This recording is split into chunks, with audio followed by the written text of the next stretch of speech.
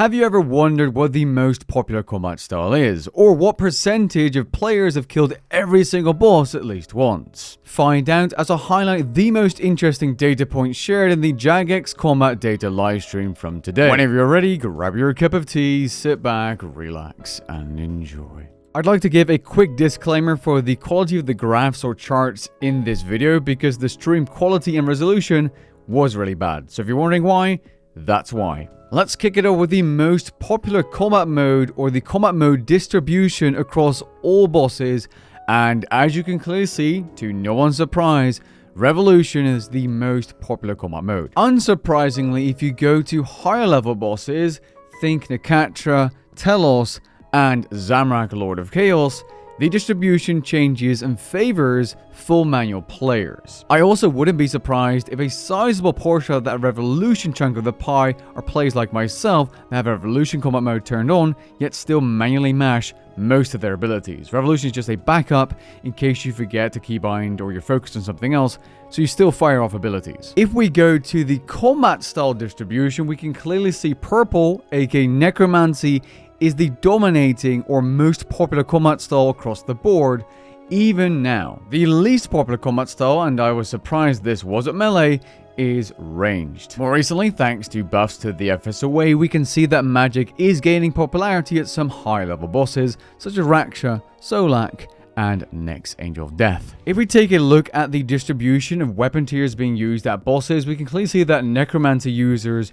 usually have higher tier weapons, tier 92 to 95s, and when we look at melee, it's more distributed and less obvious. I'm also not necessarily surprised that if you look at magic and ranged, players are using these combat styles more at bosses if they have the tier 95s, because they really add up the damage output. Next, we're going to move on to some boss kill data, and I don't think you're going to be all too surprised here. If we look at the top 10 most killed bosses with average killed per user per day, we can clearly see a lot of the expected low-level AFKable farmable bosses that people do for drop logs or when getting into bossing. Archglacior, Godric Dungeon 1 bosses, Vindicta, and even Raziel, the Necromancy boss, as well. That one surprised me, to be honest. And here's, other than kills, what players are picking to do when bossing. And again, popular bosses here: Raziel, Archglacior, Vindicta, Hermod, Araxor, and so on. Here are players that have logged in the past 7 days with the highest kill counts at the following bosses.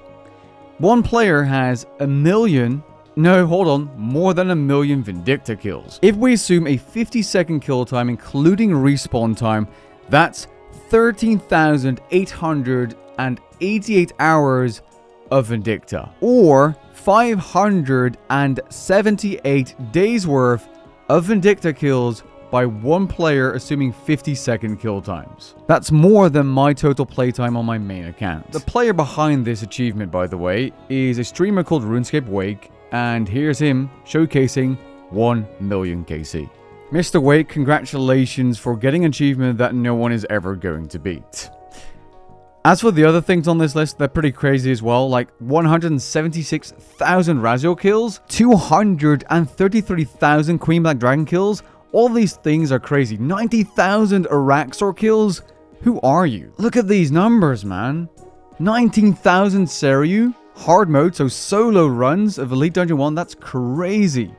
As for Zemarigo and Vorkath in hard mode, I wouldn't be surprised if that's one of the bots I covered in my RuneScape 3 PVM botting Underworld video, which I'll link down in the description below. Here's the most popular Reaper tasks, or the ones that are completed the most, and this has definitely shifted thanks to the War's Blessing rewards that give you a guaranteed chance to pick a Reaper task. That's what the J-mod said anyway. Here are the most popular rotations chosen at Virago with the War's Blessing buff. And finally, here's the most popular rotation to block at Araxor, unsurprisingly, Path 1, aka Minion Path. If you had to guess which NPCs kill the most players, you would think bosses, and unsurprisingly, the harder bosses like Nakatra, Zamorak, Lord of Chaos, Raziel are up there. As for bosses that kill hardcore Iron Man player accounts specifically, King Black Dragon is top dog there. In NPCs, we can see some expected NPCs like Ripper Demons and White Wolves, which I believe are killing players very early on in their journey because people just underestimate them. This one's a little bit confusing, but here are the most owned boss pets in the game, so the most common ones that players will have. If we look at the most popular boss pets actually used as an override, so despite there perhaps being a lower amount, these are used more often. I'm not sure how this is calculated, by the way, maybe based on hours or based on a snapshot of what players are using right now. But basically what you're looking at here are the pretty pets that people like using, and of course the more common pets are going to make an appearance here. On the opposite side, these are the least used pets as an override. They could be rarer, but they could also just simply be ugly. Personally, I think the Rex Matriarch pets look fantastic, so I'm surprised at those. Oh, by the way, here's the rarest boss pets in the game, and surprisingly, Vorki from Vorkaf is on the #1 spot. No sign of Vitalis here. Next up are achievements, and personally, I'm really interested in this one. I was surprised at the amount of players that have a Kiln Cape. More than 41% of players have a Kiln Cape, and more than a fourth, so over 25% of all active players own a style-specific Zuk Cape. Hats off to you guys. That means the average PVMer is getting a lot better. Perhaps due to Necro, perhaps not. I'd be interested to see the percentages here before Necromancy's release. And that includes the nearly 9% of players with the Igneous Kalzuk, so the hybrid cape. The same goes for the upcoming achievements. I'd be interested to see the percentages before Necromancy's release. But 3.34% of players have killed every single boss in the game at least once for the Reaper Crew achievement. And unsurprisingly, the other achievements, which require even more, are even smaller. If we look at the Enrage thresholds reached for all the Enrage bosses, we can see that a huge portion of the player base hasn't even touched these bosses in terms of Enrage. So for Archglacial, that would be hard mode. And it seems that a lot of players get stuck at, for example, between 100 to 500% Telos Enrage. And the people that are grinding beyond 1.5 to 2k seem to make it to 4k as that percentage is higher. So the people that are going for 4k make it all the way through. At least for Telos, that is. There's way more conclusions you can draw from this data, but I do need to move on. As for the least completed combat achievements, I'm not going to go into too much detail about these, but I will show you those. Pause if you're interested. As for the most complete achievements, from Elite to Master to Grandmaster, those have also been on screen. Pause if you need it, otherwise I'm moving on. So, Slayer. Well, we talked about someone with 1 million Vindicta kills. What about the players with the highest kill count, or most kills by a single user that have logged in the past 7 days? Someone has killed 15.36 million Abyssal Demons. I'm also kind of impressed by the 1.5 million Nihils, because Nihils are quite tedious to kill even if you're chinning them or using some other kind of crazy strategy. So props to that player. As for the most popular tasks or successful completions, I'm not really sure how to see this exactly, but if we look at the extended tasks, we can see tasks that are popular and people really like doing. Edimu for the Blood Amulet Shards, Abyssal Slayer creatures, unsurprisingly, Devourers for AFK Slayer in the Sophenham Slayer dungeon, Dragons, yeah, for Elite Dungeon 2. I'd say that this is a good list of a lot of the popular Slayer tasks for most players.